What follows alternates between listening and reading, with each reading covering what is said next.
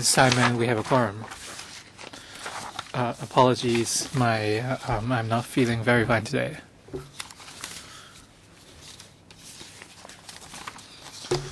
Now we are at a new legislative year, so I'd like to see if we need to elect a new chairman. If not, then I will continue. The papers have been shared with members. Any questions on the papers? If not, let's invite the administration in.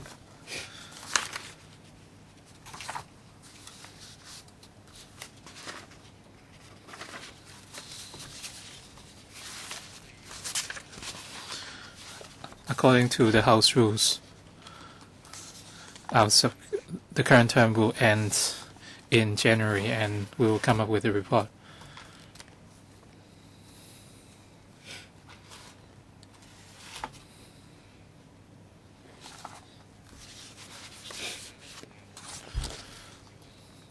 We expect 2 more meetings. We are working out the dates with the administration. Now, the first item on the agenda: policy and direction of supporting development of proprietary Chinese medicines, or pCms. Now, let's invite Professor Sophia Chan to walk us through the paper. Thank you, Chairman.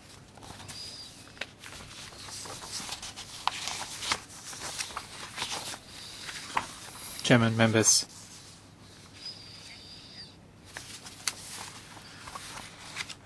In our meetings earlier this year in June and July, we talked about certification and tests for Chinese medical practitioners and the working of our CMCTRs and our registration scheme for Chinese medicines. And members asked the administration to provide extra papers, and as such, we provided a written response.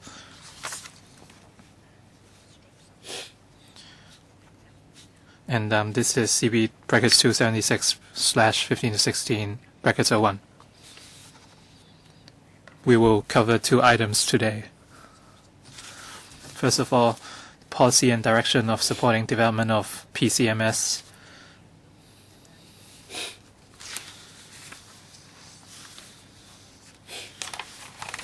And we have to ensure the quality, safety, and efficacy of Chinese medicines available in the market and instill confidence in the public.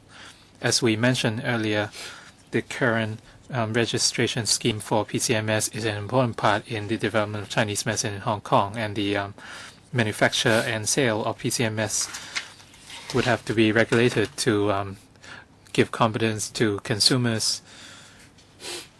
And this has been covered in paragraph 2 to 6 in the paper.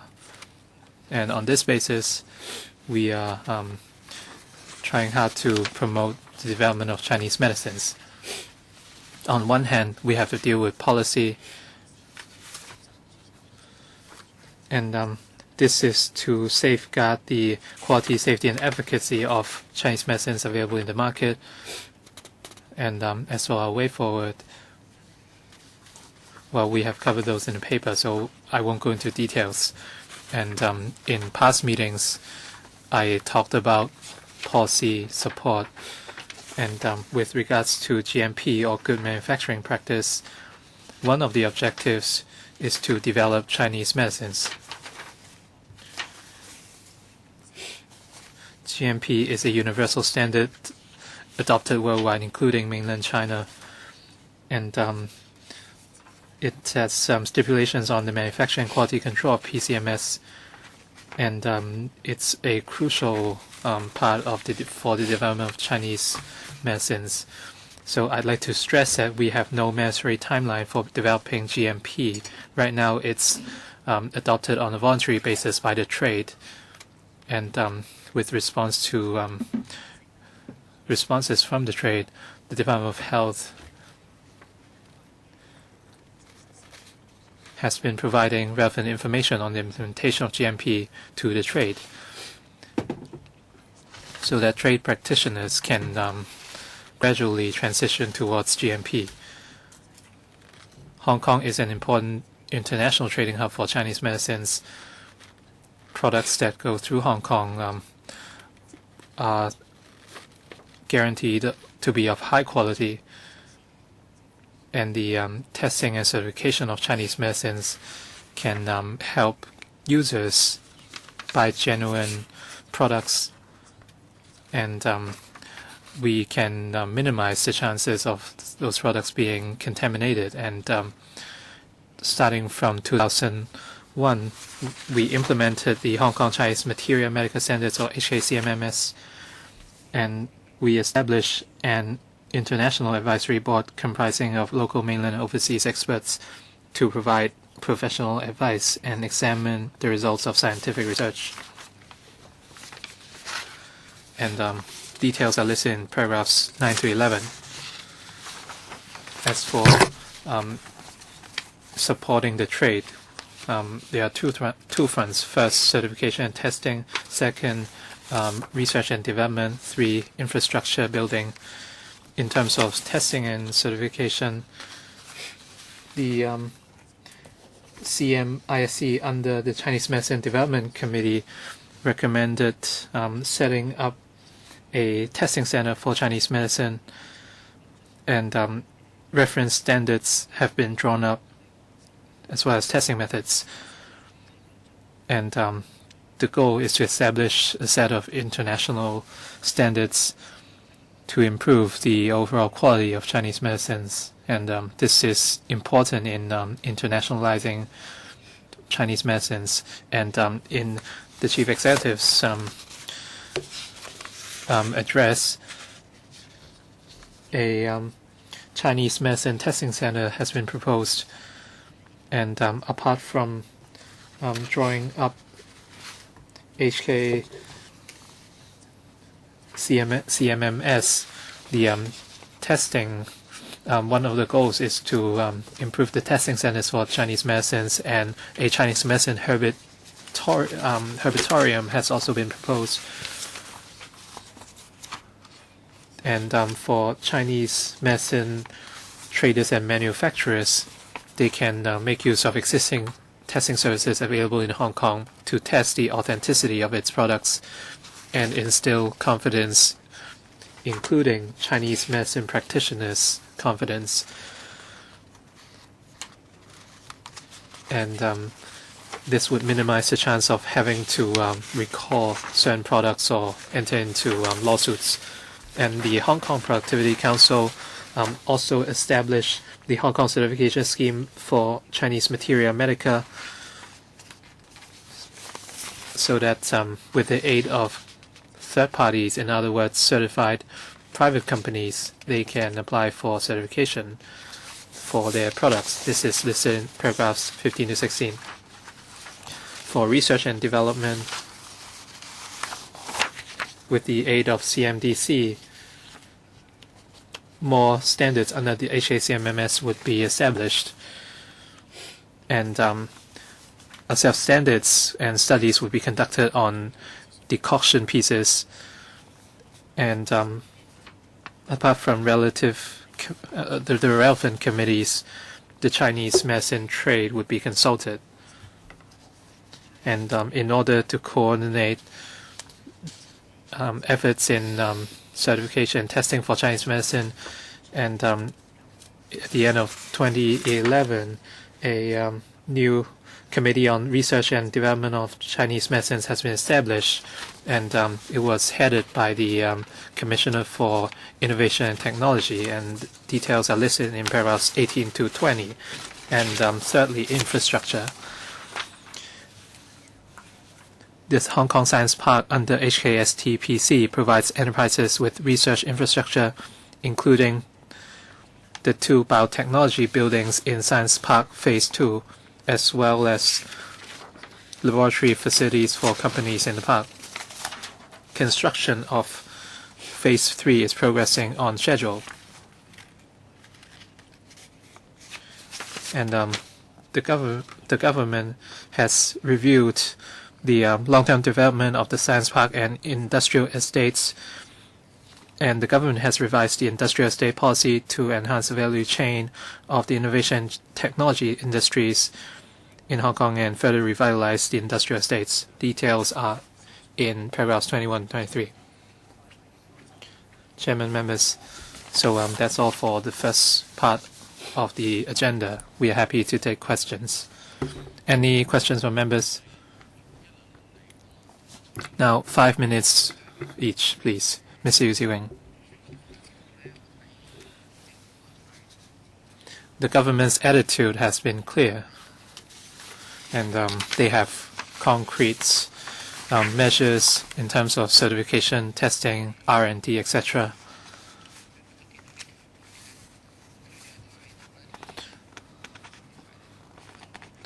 However, I noticed that a lot of deputations have different views from the government, and a lot of those deputations are SMEs, and they might prefer less control. But of course, we have to put everything in context. Some of them are even doctors or professors. And their stance on the issue is a little bit different from the government. They feel that Chinese medicine is unique. If we adopt a clear-cut approach, then the development of Chinese medicine in Hong Kong might be jeopardized. Comparing with mainland China, they are adopting GMP, and apparently their development is even more complete than Hong Kong, and they are working hard on R&D as well. So how do we narrow the gap between the trade and the government? It's very difficult if we only adopt the government's ideas. We have to adopt standards which are acceptable by the trade. That might be one way out.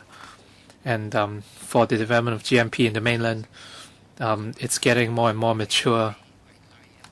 Let's take the mainland as an example. Have you discussed with the mainland authorities? Well, for big corporations, they would be in a good position to do so. But for SMEs,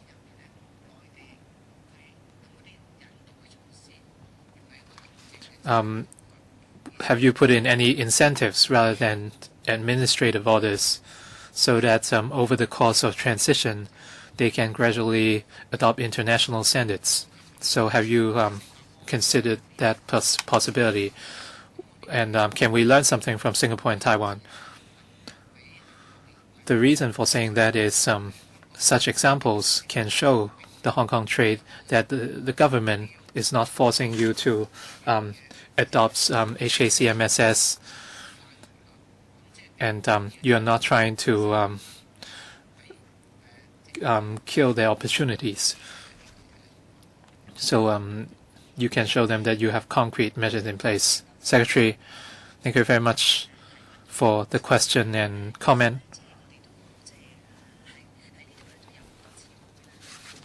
We have met a lot of times here, and we have also met the trade, and we have heard members' views.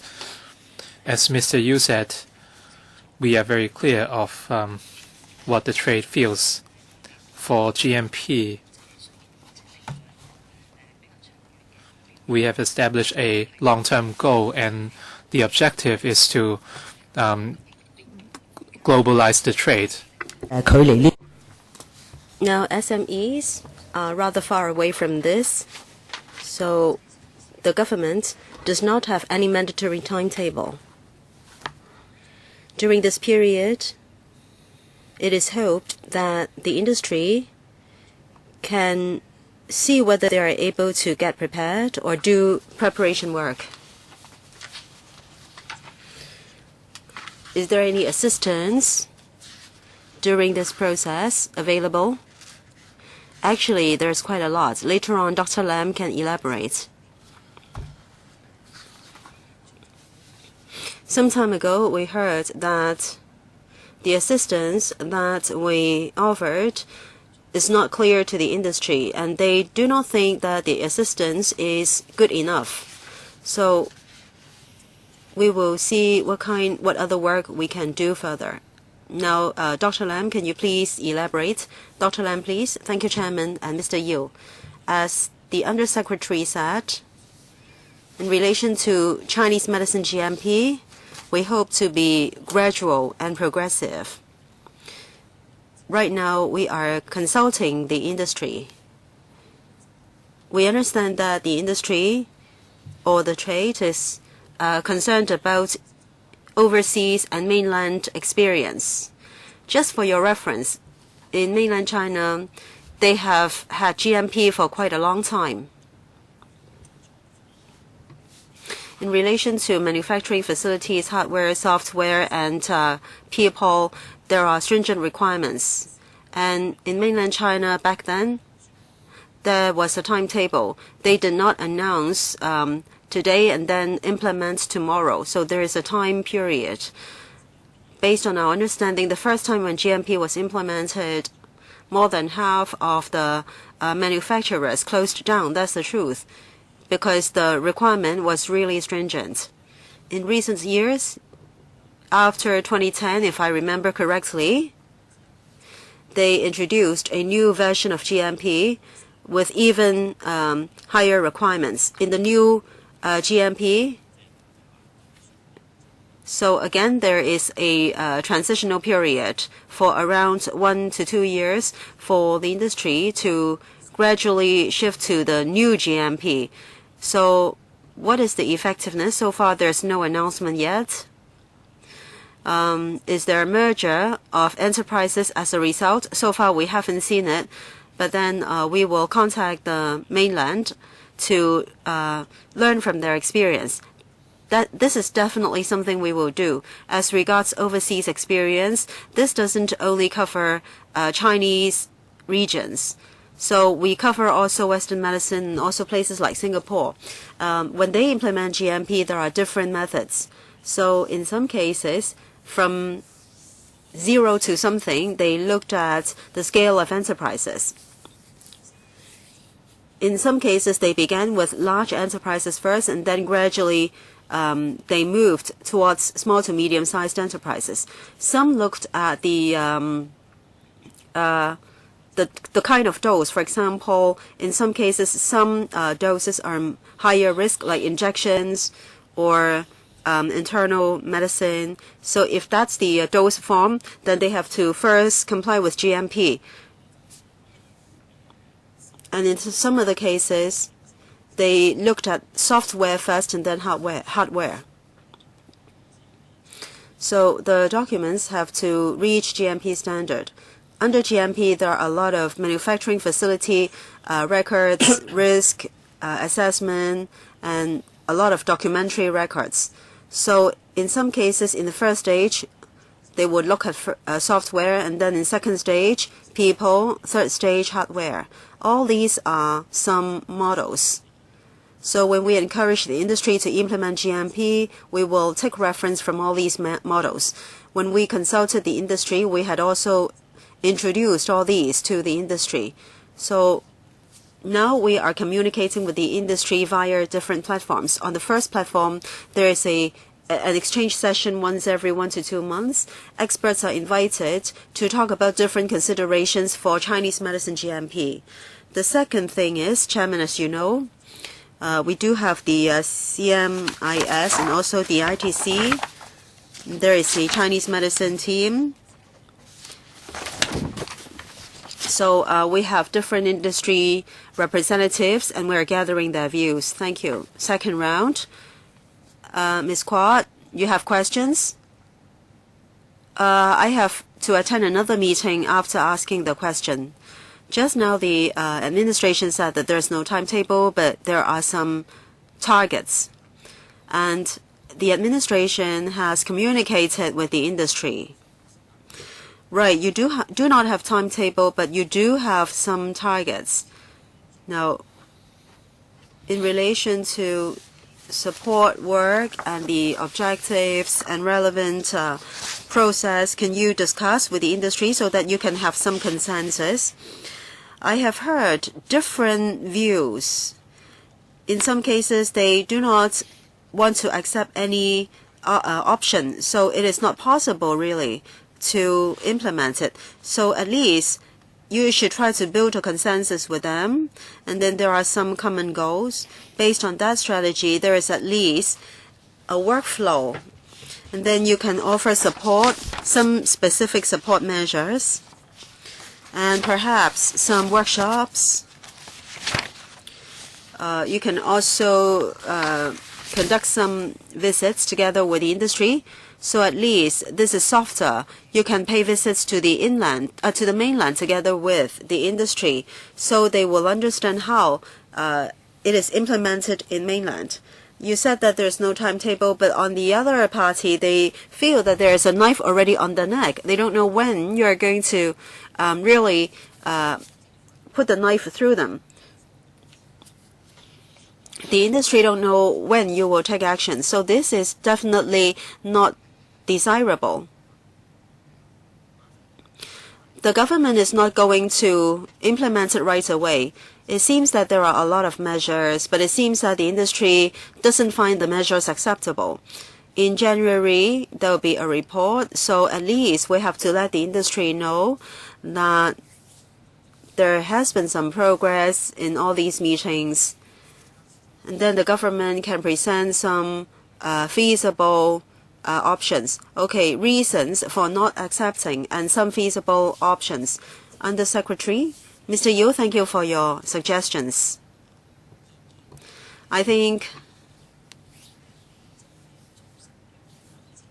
concerning development of pCms, there are different views from the industry. Some are related to registration, that's another thing. We have heard a lot of comments on whether registration is successful and also difficulties in the registration process. So that is one group of questions. The Department of Health has done some work on that. And there is a longer-term goal, that is GMP. I agree with Mr. Yu that we should work more closely with the industry. Well, this is out of good intention, and this is a platform that we have designed. We hope that the industry will find it useful, and we will go back to consider their views to see whether things are feasible. However, the Department of Health is working on a number of things. Perhaps some are acceptable to the industry. I would defer to Dr. Lam. Chairman, Mr. Yu, Dr. Lam, thank you, Mr. Yu, for your comments. Perhaps I can briefly explain.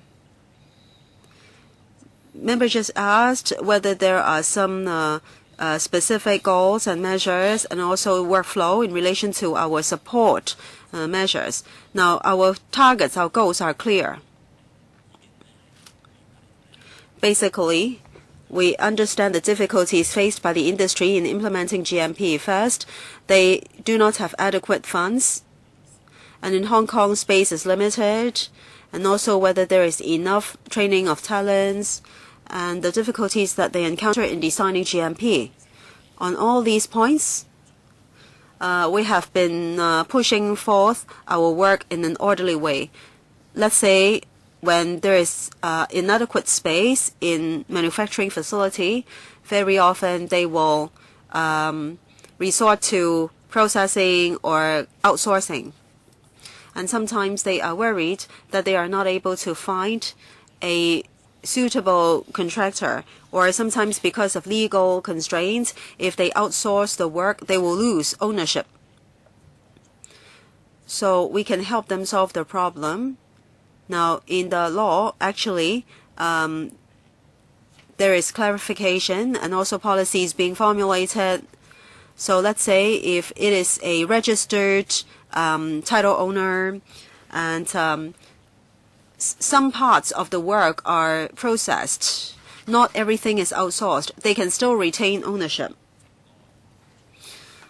And even if there is entire contracting out under the law,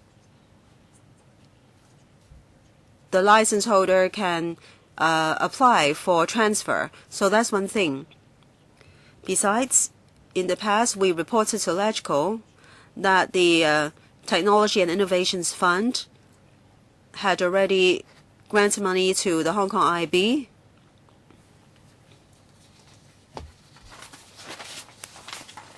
to expand the solid manufacturing facility and also to enhance their R&D work. For this expansion, so let's say if the industry would like to manufacture their pCms under GMP, then they can commission the Hong Kong IB to manufacture the pCms. Under these circumstances, we will have to check whether the industry accepts this mode of manufacturing.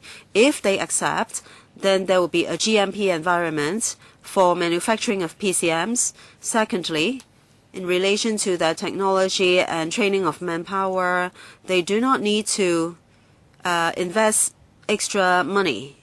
Of course, I said just now that GMP implementation has to be gradual and progressive. So will the industry find this acceptable? We have to work with other departments to assess. So when a manufacturer accepts processing and outsourcing, what will be the industry's reaction like? Okay, now concerning HKIB, some time ago the industry said that this is a matter of dose form, because for the GMP, outsourced GMP, there are very few dose forms. I think that is important to Chinese medicine, and they don't find this helpful to them. Besides, when they outsource, they will have to let other people know the intellectual property. There is a herbal tea brand in mainland China which was outsourced, and at the end of the day, the brand name was changed, and the products are continued to be sold. So this is a worry of the industry. So I hope the government will think of this. Ms. Kwok, Chairman, I do believe that the government is sincere in developing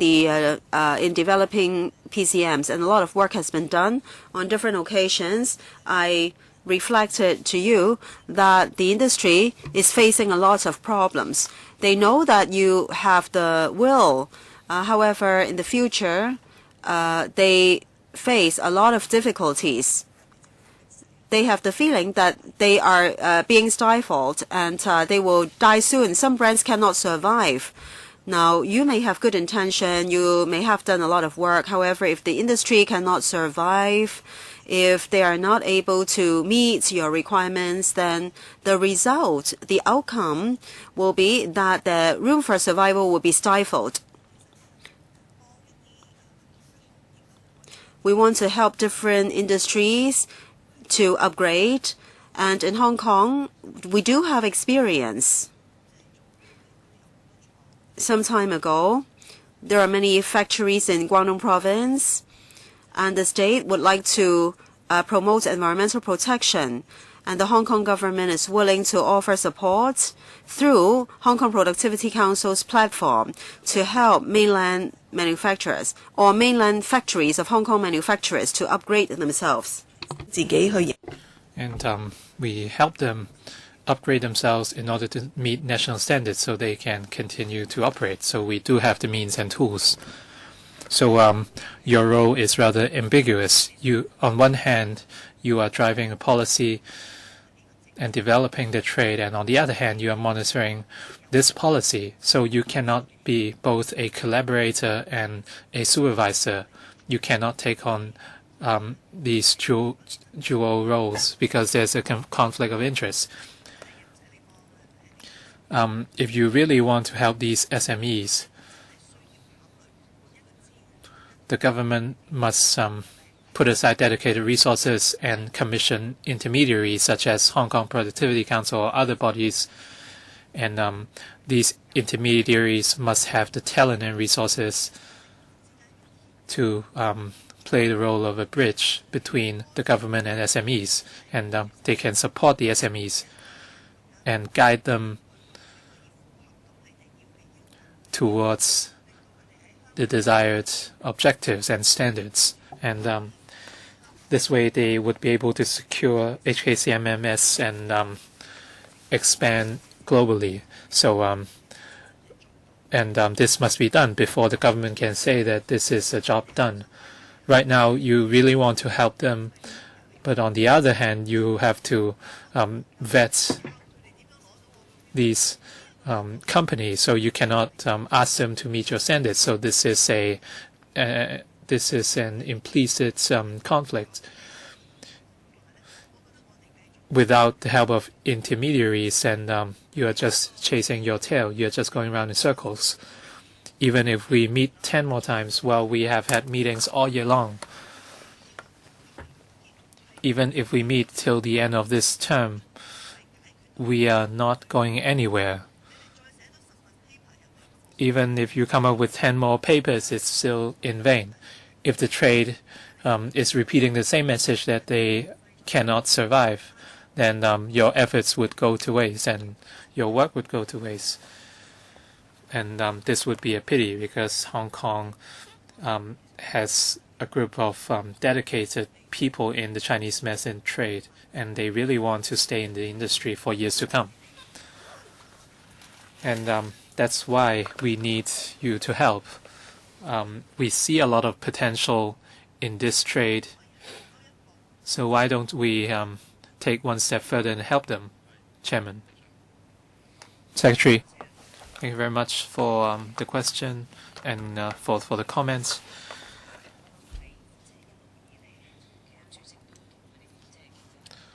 All along, well, the Chairman has discussed this with us many times. What you said might have something to do with the registration system. The Department of Health has standards in place and they are conducting monitoring. But at the same time, the trade must secure registration in order to comply with legal requirements. Whether at this subcommittee or other occasions, we have talked about this.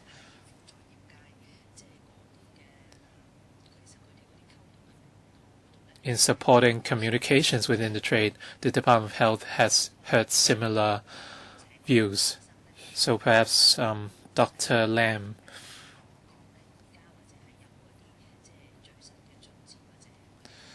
can tell us the latest progress and our plans. Dr. Lam, thank you very much. I agree with the Chairman and Dr. Quat's observations. First of all, the trade is concerned with the confidentiality of their formula, and yes, our role is indeed quite embarrassing. We cannot play on both sides of the ball, and we are looking at a few issues here.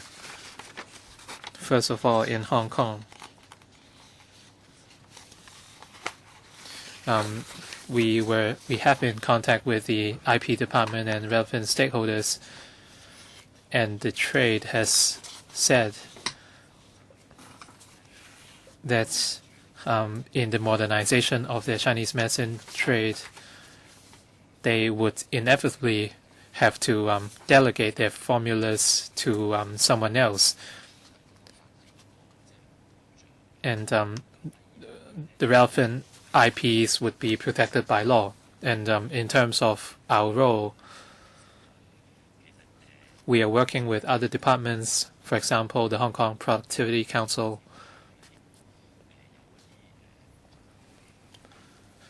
and they have funds for innovation and technology. And the HKPC runs GMP training courses regularly, and they have come up with a video to show the trade what GMP designs look like for factories. So overall speaking, the government will continue to promote such practice. And in terms of standards for herbal medicines, we have commissioned academic institutes so that we can establish the standards together. For Chinese medicine standards, manufacturing, and legal implications, we will continue to work hand in hand.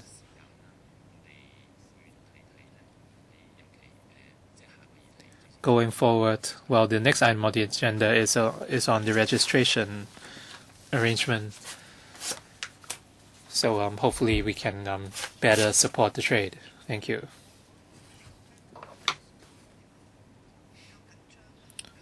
Chairman, I don't think they are providing enough support. So what he said are things they have always been doing. So what's the difference from the answer we received last time during the last meeting? What Dr. Lam said has been said before, and those are things we have always been doing. I feel dedicated resources must be set aside. You must commission intermediaries to help these SMEs. Well, this is same as saying that as asking the SMEs to hire an intermediary themselves. The problem is they don't have the resources and money. Can they really afford these intermediaries? If they could, then the government wouldn't have to help these businesses upgrade themselves. So why are we supporting them in other trades but not for Chinese medicine? So are you not working hard enough? Is that the case? Are you not working hard enough? Can you provide more support? Secretary, thank you very much.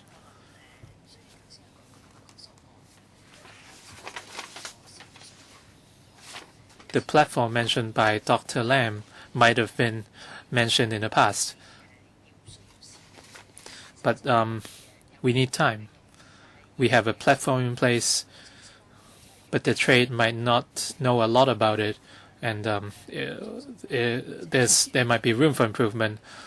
And the Innovation and Technology Commission have measures in place, but the trade might not know about them, or they might not know how to apply. So it's important to maintain communication with the trade so they know the platforms available to them.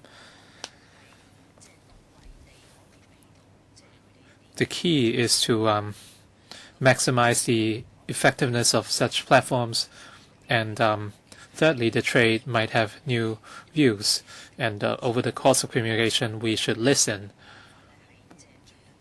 and see whether we there are things we can do. So, Dr. Kwok, please be reassured that Dr. Lam's team is working very hard already. Chairman, we do have resources, but they seem to be scattered. The Innovation and Technology Fund does not serve to help them reach your standards. The objective of the fund is to facilitate research and development. This is different from what we have been talking about. Dr. Kwok.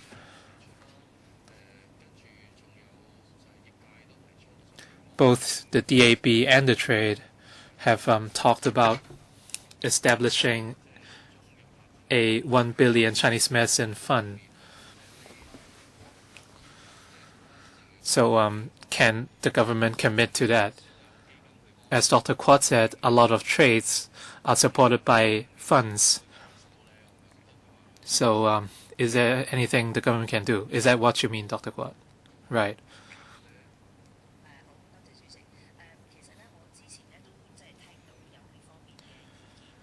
I've heard similar views before.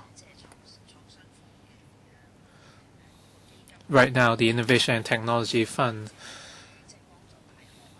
does not only support universities and professional bodies.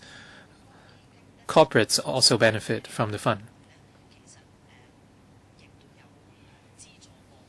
over the years, the fund has supported different projects,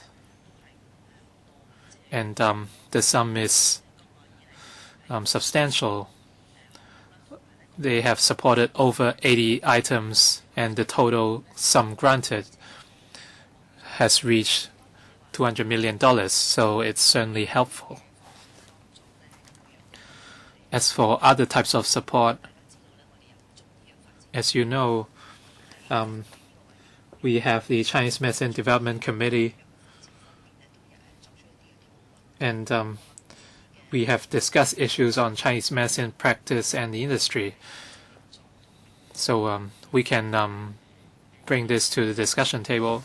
So in other words, will you bring our proposal of setting up a 1 billion fund to the discussion table?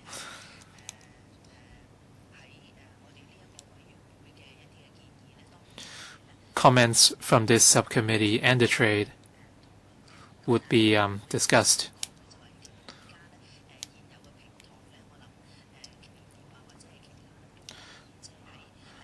I believe corporates can make use of the existing platform until we have new measures put in place. This is rather indirect. I'm not saying that you're dodging my question, but we have been discussing these questions for a long time, for the whole year. You promised discussions, but the trade is suffering. They are struggling to keep afloat. So can they really wait? Some of them might not be able to wait anymore. How long would they have to wait? When can you provide concrete support for them? For the existing support, existing measures and tools, we know that they are in place. But if they are effective, then the SMEs would not be suffering. The situation is the support is inadequate, and that's why they're suffering. But now you're merely repeating yourself. Even if you have measures in place, they are not helpful at all. We need to introduce innovative thinking, or else we won't be going anywhere. I think you are getting the same answers. Anything to add, Secretary? Chairman Dr. Quat.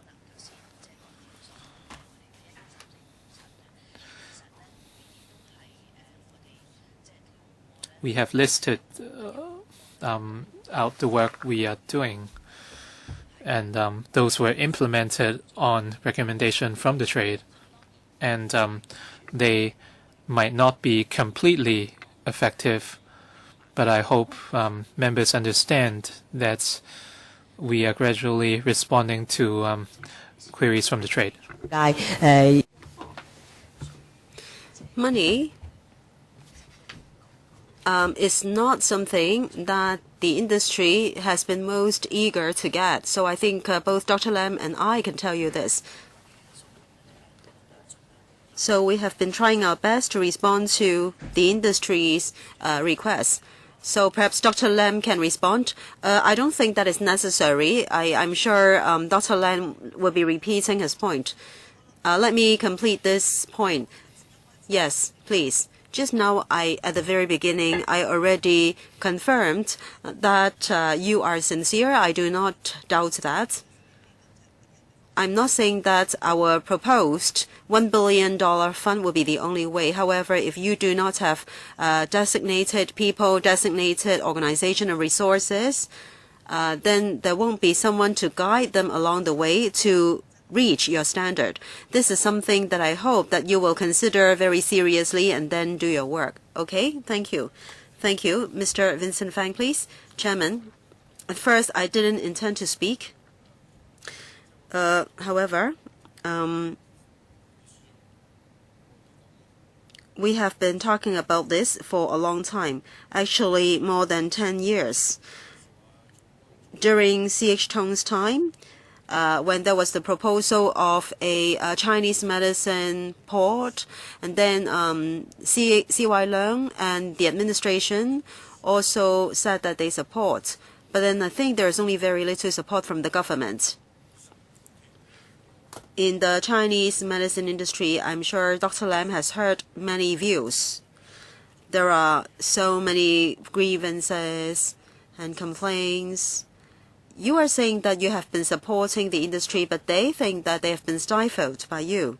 That's true. Hong Kong CMMS is something new, so they are given new things all the time. Just now in the CI panel, we met with Mr. Yang.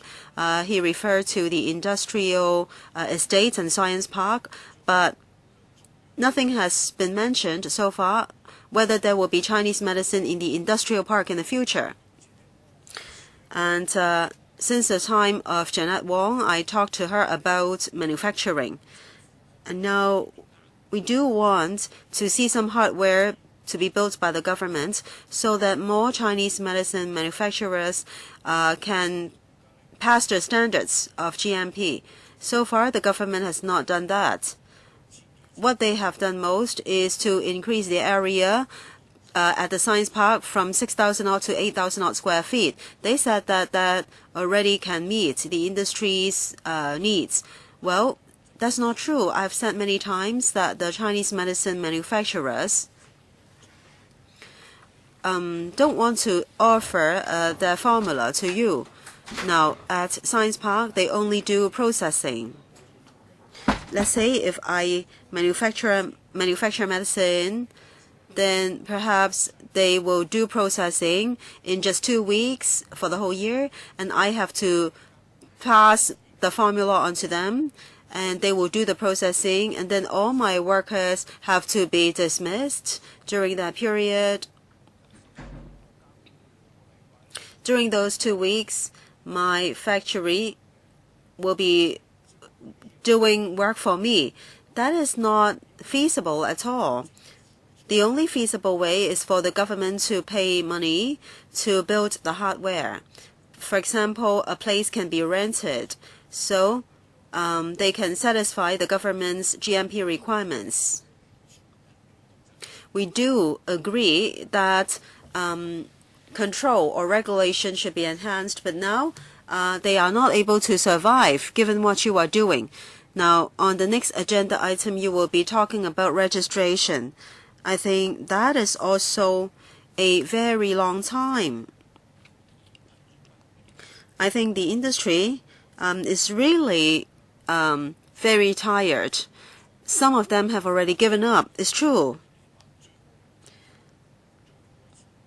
Now, Secretary, I have reminded the Secretary many times. They asked me to go to Macau many times, but I don't really want to liaise with Choi Sai-on.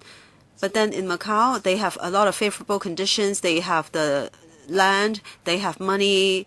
So I think if LegCo members lead a team to Macau, well, there will be a lot of coverage in the media, but I don't want to work against my conscience. If we lead a delegation to Macau to snatch business from Hong Kong, well, I cannot face up to my own conscience.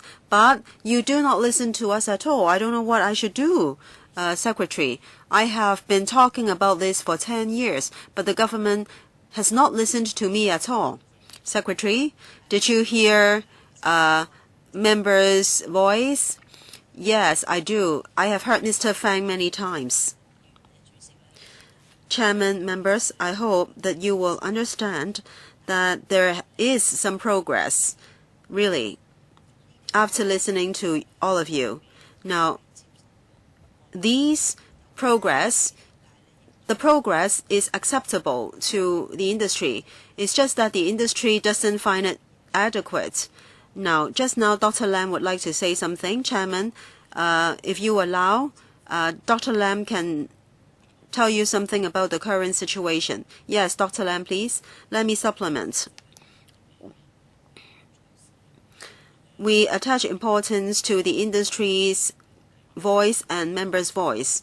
When we planned for GMP, we have gathered a lot of views, and so far, we understand that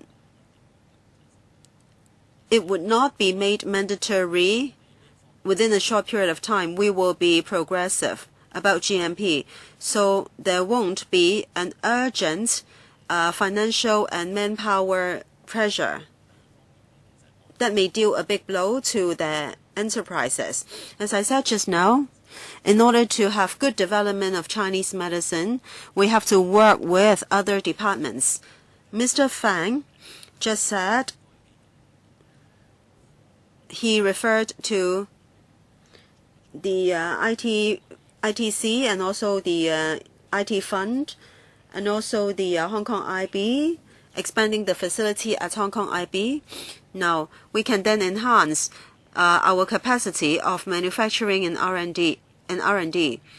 So the industry can, well, we can see whether the industry has reservations about outsourcing or contracting out. We have to take the first step in order to know what the effect will be. Of course, the formula will have to be kept confidential, and also the manufacturing volume may not reach a certain level. However, can there be different time slots for a factory to work for different manufacturers? I guess we have to take the first step first. Sorry, Dr. Lam, I really need to interrupt you.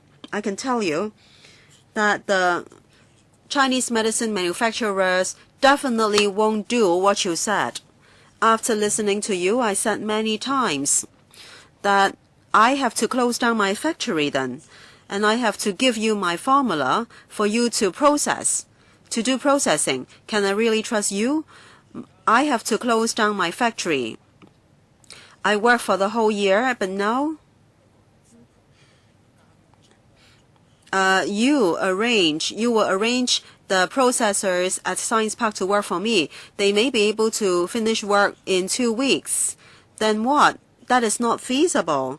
Please don't dwell on that point. Please don't say that you are helping the industry. You really don't understand the plight of the industry. So, do you mean that all the workers will have to be fired and then the work will be passed on to others? Dr. Lam? Well, we emphasize one point. For this measure,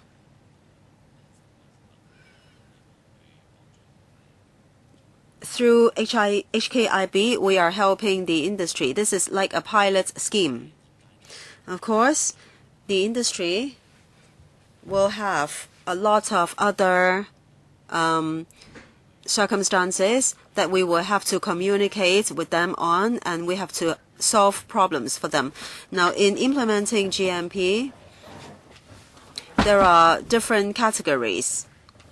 The first category is that they are not even clear of the GMP concept. So the first step is that we have to conduct briefings to enhance their knowledge and skill.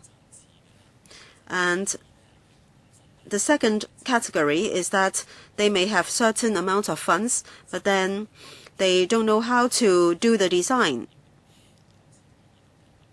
And in many meetings, we said that we are willing to have different types of communication on different dose forms and so on. We will explain GMP requirements to them. For the third category,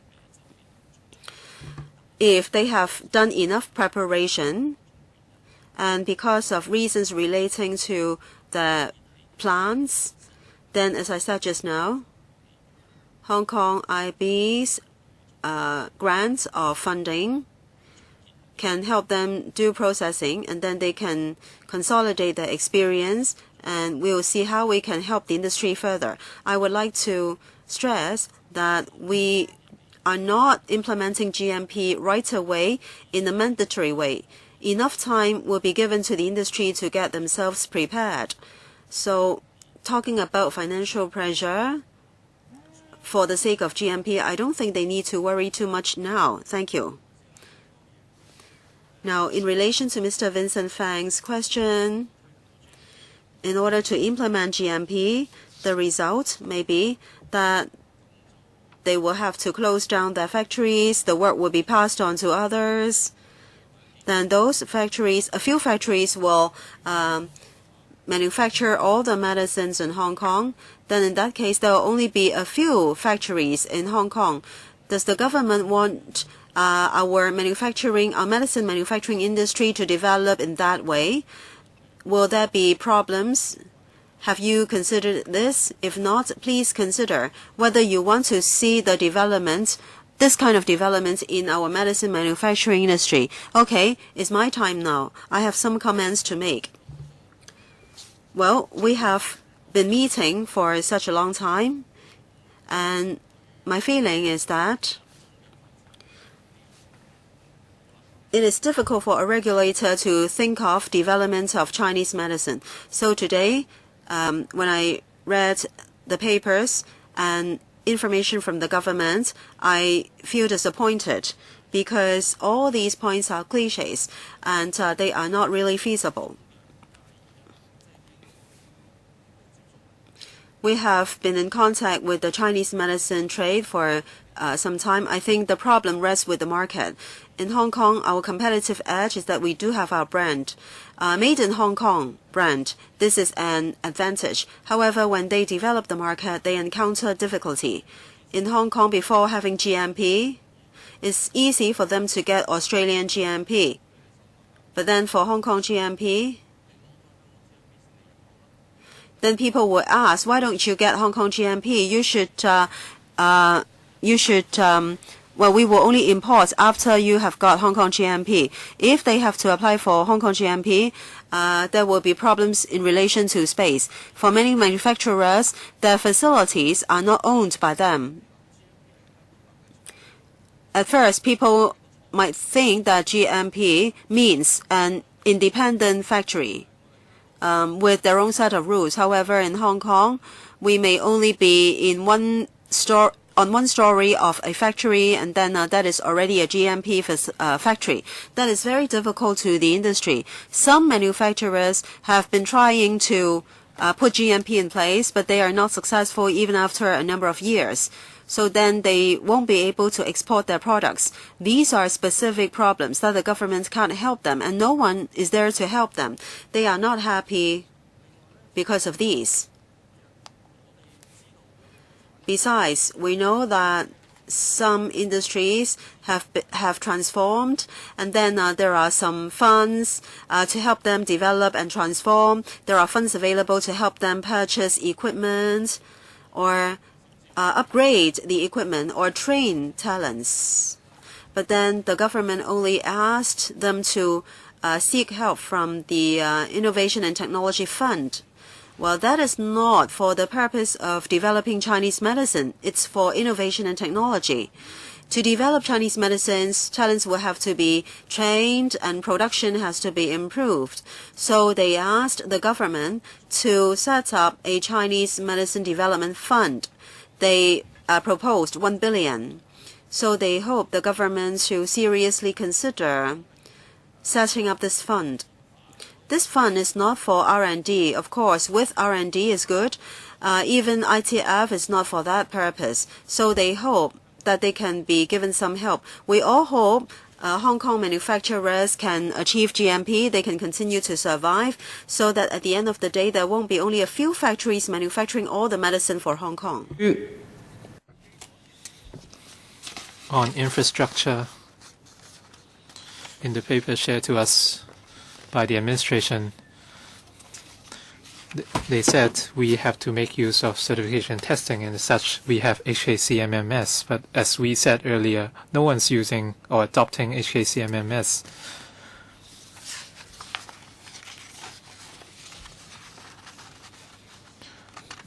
Certification and testing are not something most players in the trade can take advantage of. And Secretary, you might understand the situation. The final land lot at Hong Kong Science Park has been tendered out a few years ago, and there's no more space for manufacturers to build plants there. So if they want to develop GMP, but there's a lack of land, what can they do?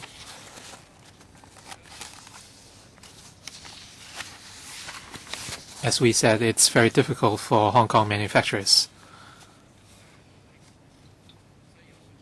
And understand that the government is trying to promote pigs and And if GMP cannot be promoted, how can we promote PICS? And by setting up a dedicated department, by devoting resources on technology, we can help Chinese medicine traders. And by tackling market issues, by allocating a dedicated fund and providing them with the land, then the Chinese medicine manufacturers would have a way out. So these were conclusions we reached in the past few months, but there was a lack of response from the administration. We are rather disappointed. We have had a number of exchange sessions, but nothing concrete has been done. So of course, it's a valid first step, but what about the second, third steps? We don't see anything in the pipeline. So the Department of Health is the supervisory body. We cannot count on them to develop the trade. That's the work of the Bureau. So I hope the Secretary can give this some thought. Any initial thoughts? Thank you very much.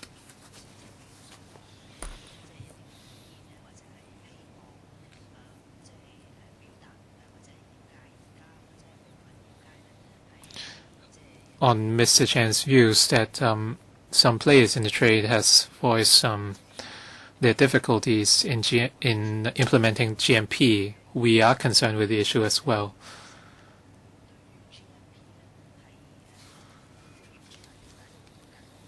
We understand some difficulties of the trade, and we have no current timeline for the implementation of GMP.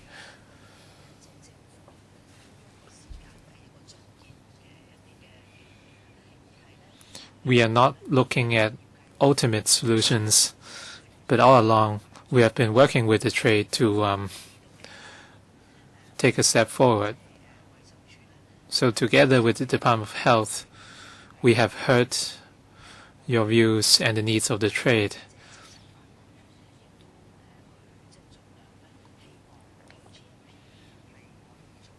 And we'll try to implement GMP as much as possible. We would learn from other people's experiences, and in terms of capital and land, they have been voiced out quite some time ago. And as Dr. Lam said,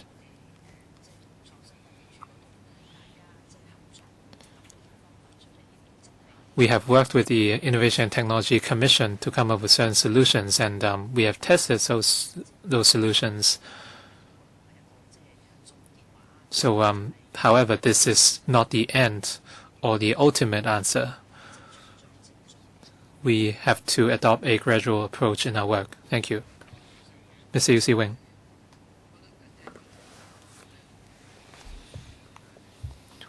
We have reached certain conclusions today, and everyone has voiced their views.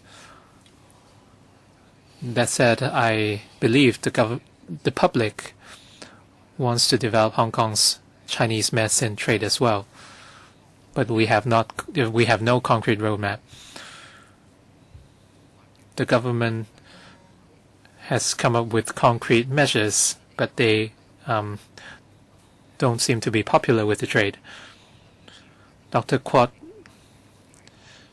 mentioned the investment of resources by the government, for instance, by way of fund or other types of support.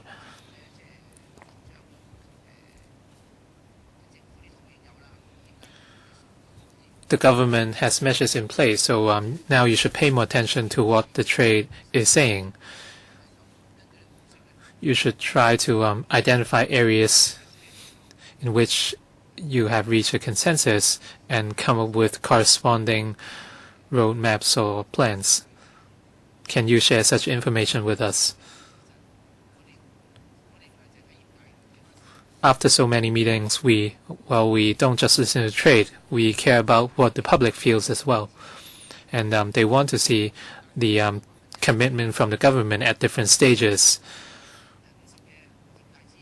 And if you can secure, say, 50% support from the trade, then that would be a valid indicator. You cannot just say that you have no timeline. So this is something the public would not want to see. Thank you very much.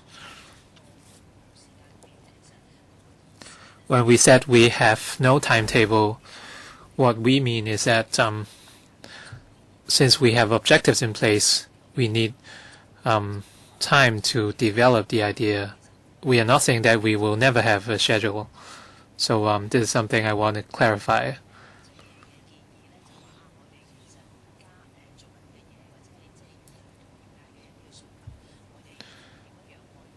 Mr. Yu's suggestion on how we can reach consensus with the trade and take baby steps, I agree with this view, and this is an approach we can take.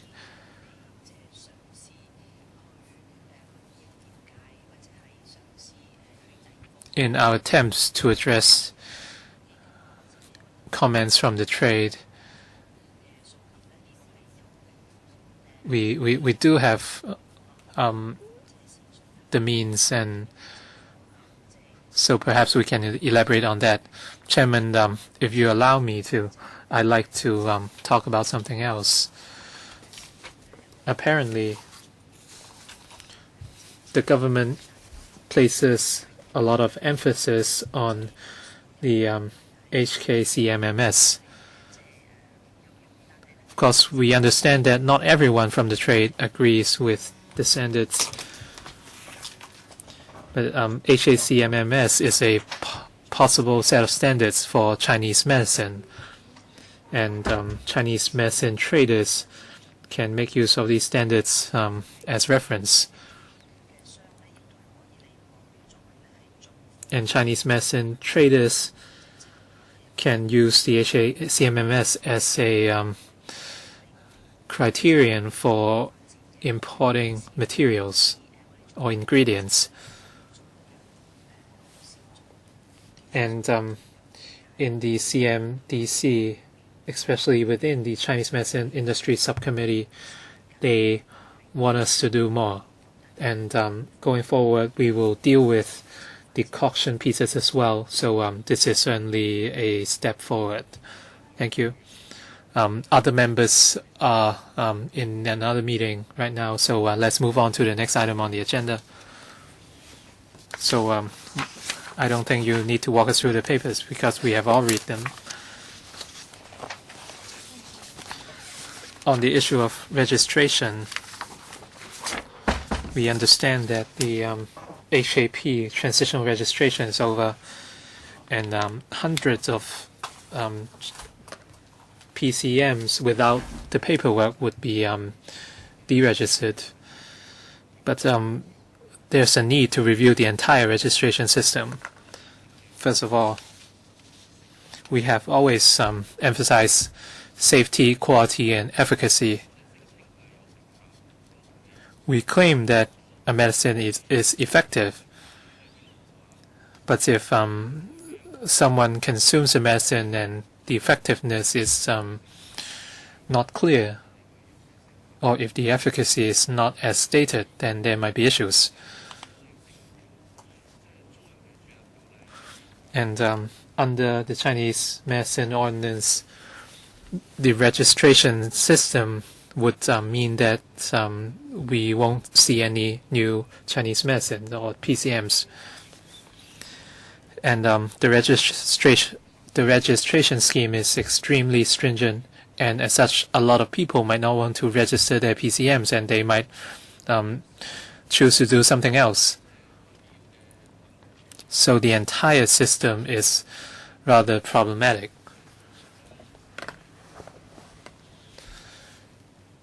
Would the government carry out large-scale adjustments to the entire system? Apart from HKP and HKC, more types of registration should be introduced so that there will be more options for the trade and the consumers. Will you consider that? Thank you very much for the comment and question.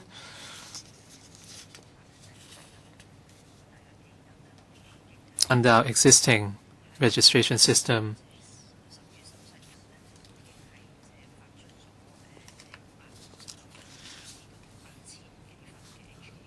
we had issued 599 HACs and more than 8,000 HAPs on the 11th of November.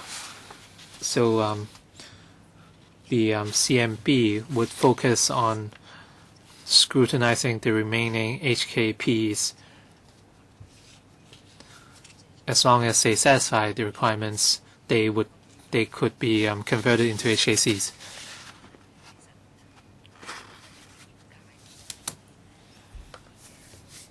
I understand that there are voices in the trade that certain traders might categorize their PMCs as drugs. This is something we are keeping tabs on under the existing mechanism. Some products are not allowed to be sold, and they would receive a rejection letter on the Chinese medicine registration, so they cannot sell those products as drugs in the market. The Department of Health would keep tabs on the situation and monitor the market. They would enhance market monitoring and analyze the current risks and see whether non-compliant drugs or products are being sold. And we welcome reports from the public. If there are any issues, we have to step up public education and publicity so that they understand the formats of Chinese medicine registration. The Department of Health would hold regular talks and seminars to educate the public on the definition of pCms. This is something we have been doing. The ordinance has its restrictions.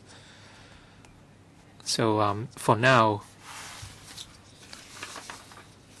we will focus on processing those 8,000 applications. So Dr. Lam, anything to add?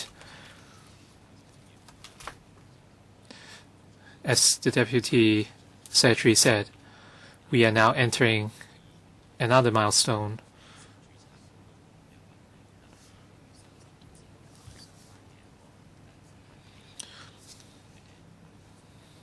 After the 30th of June and the grace period, most products have submitted the required paperwork.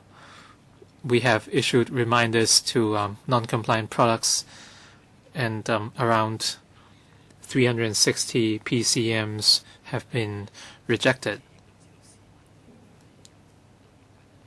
We understand that the public and trade might be concerned that some products might continue to be sold as food. So for all applications rejected by the CMB, our colleagues would visit the premises to carry out further investigation, and we would also enhance market monitoring to make sure that they won't be sold in another form. That's it. When we receive reports, well, we definitely will take law enforcement and investigation actions. In response to the chairman's concern on efficacy and new medicines, we have to emphasize that because we attach importance to the development of Chinese medicines and their survival value, the difference between Chinese and Western medicines is that their efficacy relies on the history to prove it. So in terms of efficacy, well, they will have to produce explanation and principles or rationale of their formula. They have to explain how that formula can deliver the effects. So for pCms sold before the 1st of March 1999, and if they are able to get our approval for sale, now as long as they can explain the effect of their formula and they can prove the history, then there will be a chance that they can be successful. Concerning new medicines, of course, we will be more stringent in gatekeeping. First of all, that medicine must not exist in the past. And for the proof of efficacy of new medicine, there won't be ancient formula and there is no such proof. So in order for make sure that it is safe for the public, besides we want to make sure that people's disease will not be affected, or disease progression will not be affected because of this new medicine. There must be adequate clinical data. This is in line with international requirements. Over the years, Hong Kong's standard of Chinese medicine is being well regarded internationally. That's because of our gatekeeping work. Of course, on certain occasions, some members of the industry asked whether under HKP and HKC other categories can be allowed. Well, two things are involved here. We have to see whether the new categories are really brand new. If those categories are based on ancient formula or according to the Medica, then the threshold for registration will be much lower than new medicines. The safety, quality, and so on, and also the efficacy can be proven by the Chinese pharmacopoeia. So in relation to the temporary or provisional registration and the formal HKC categories, if you add new categories, then they will be equivalent to new medicines. And under the law, there is not the permission for registering other categories to bypass clinical and quality test. Thank you, Chairman. Okay. I said quite clearly just now that after so many years of development, there are only 500 odd out of 8,000 medicines with HKC. So only 500 odd medicines can pass the test in over 10 years.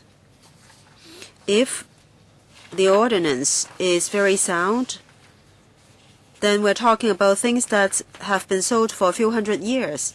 So things should not be that difficult. However, the reality has told us that they are really facing a lot of difficulty. Perhaps the difficulties are technical in nature, or the requirement in the law is too stringent. There is something not scientific now.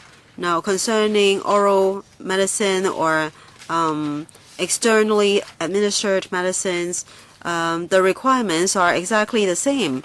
However, if we take reference from other countries or Japan, there is registration for different levels. Then at least people will be given a choice. With different requirements, there will be more medicines seeking registration here. Then members of the public will have more choice. Do we really need to be that comprehensive and complete that you want the medicines to pass all the tests? There are medicines that are only for external application purpose. They won't be consumed orally. So I think sometimes you are creating your own barriers. I hope that there would be that chance. I hope it would be difficult within this legislative year. But then, Secretary, I think we do hope that you will review the registration regime. It has been in place for over 10 years. We know where the problems are, so it's time that it should be reviewed. I hope the Bureau and the Department will go back to reconsider whether you can help the industry after listening to our comments. Okay? Thank you, Mr. Chan, for your comments.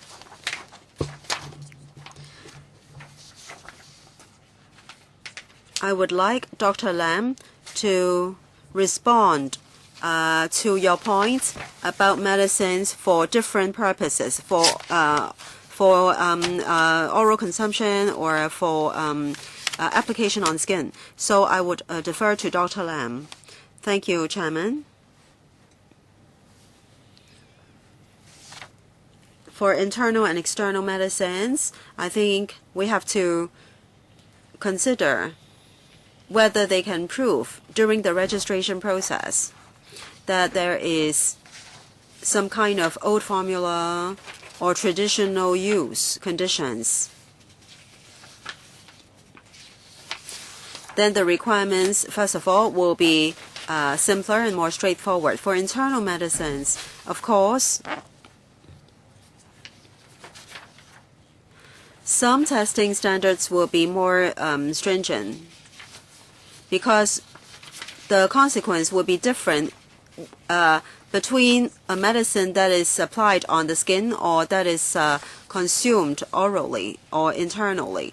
So we will have to ask for reports on long-term use effects for internal medicine. So no matter what our testing requirements are, our purpose is to safeguard the user's safety. Okay, we do share the same goal. We want to protect public health. Some medicines have been sold for a few hundred years, but given this registration system, people face a lot of difficulty. So we should try to identify solutions to the problems. We do want to help the industry to solve problems. We don't want to see this bottleneck. Okay, I think all these points have been made many times. Today we are here to update the information to facilitate our report writing. Bureau, any comments? Nothing to add. Okay, then we can adjourn here today. Thank you.